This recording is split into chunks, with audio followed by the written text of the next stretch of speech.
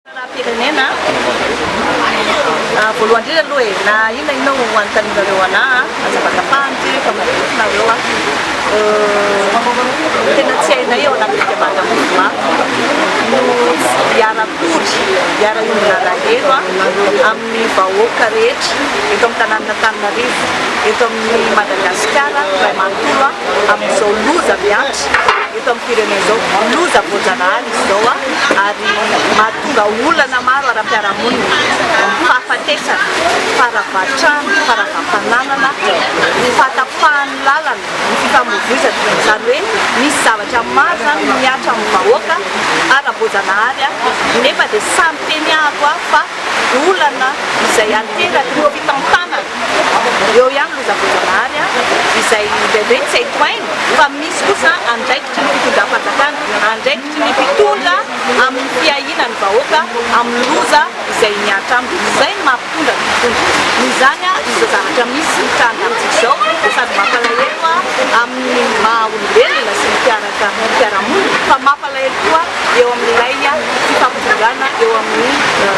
mpitondra sy ny vahoaka elo izany dia misy zavatra ngeza be iay ao amin'ny mihetsika ny olona manodidina Madagasikara na mouvement tokony ho atao eto amin'ny firenena ity eo amin'ny lafiny ara-tsosialy satria dia vao miavy herinandro ny orana eto Madagasikara dia toy izao no manjoa ny vahoaka zay raha any amin'ny lafiny olana amin'izao fa ny fankaninareo moa dia tena mikasika ny orana ara-politika fitantanana ara-politika eto Madagasikara dia manahirana tena manahirana izy io ankehitriny satria nahoana tsy nanaraka ny lalàna araky ny tokony ho izy hatrany am-boalohany mihitsy ny fomba fanaovana zavatra rehetra eto amin'ny firenena fa ny antsika dia hoe izay no misy dia ekena aloha izay foana ny antsika eto amin'ny firenena ka izay fanekena akamehan'izay no miteraka zavatra lehibe ato aoriana ny zavatra mitranga amin'izao fotoana izao dia manontany hoe ahoana ny fijerinareo ny fomba nanendrena ny praiminisitra na ny praiminisitra dia voalohany indrindra aloha ny firenena malagasy ny praiminisitra ary ny tondry na ny filoham-pirenena zany dia natrafana-bahan-kevitra izy nanendry io filoha io araky ny lalàna ve eo zany ny fametrahana fahatanina tena koara dia mametraka an'izay satria tokoa raha nanendry ny praiminisitra Kondrojetsika dia efa sahirana efa hery ary tamin'izany dia efa samy midradradrada fa tsy araky ny lalàna tsy araky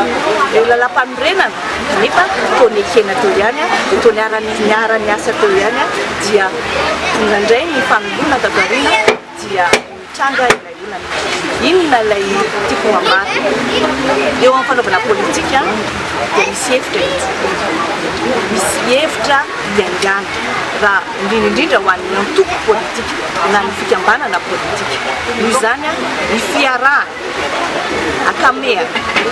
alliance conjoncturelle ny fiarahana tsy tokony ho izy alliance contre nature rehetra eo amin'ny fanaovana politika dia tsotra ny valiteny amiko tsy misy afa-tsy tetika politika kajikajy politika tsy mahasoa ny vahoaka tsy mahasoa zay ny any ho andrafonako ny zavatra izao zao mbola ampisiko sy averiko ny alliance contre nature ny alliance conjoncturelle eo amin'ny fanaovana politika dia tsy manova ninona eo amin'ny fiainan'ny fiainan'ny vahoaka malagasy eo amin'ny fiainam-pirenena fa kosa kajikajy tetikady politika fotsiny ihany izay tsy mitondra tsy mitondra fandrosoana tsy mitondra fampandrosoana tsy mitondra fanehoana fitiavana ho an'ny vahoaka malagasy mbola mampisiko fa ny mikasika ny fampihavanam-pirenena dia asa masina satria nahoana zany fampihavanana any dia tsy vita moramora kanefany dia hitako fa miezaka ihany ny FFKM miezaka ireo nandray anjara ary mivalona dia rahantsika hita fa dia hoe misy midingana manaraka izay miantsona ny rehetra misy ny forum zany izay mieritreritina ho azy izany dia hoe dingana io vahoaka tsy ho ankinina amin'io ny fiainan'ny firenena dingana io izay amiko ary raha mafisiko sy averiko eto dia ny mpitondra mpitondra ankehitriny izay nomeny ny fahefana nomeny vahoaka fahefana tamin'ny raha dia ao anao marina aoka anao ny rariny aoka anao mitsiny eo anatrehan'ny vahoaka malagasy satria ny nahatonga ny teo aloha voahongana dia tsy nety tamin'ny vahoaka ny zava-misy satria nahoana misy ny tsy nety misy ary tsy manome tsinon'izaniza ho an'ireo mpitondra izay nanao an'izany satria nietsika ny vahoaka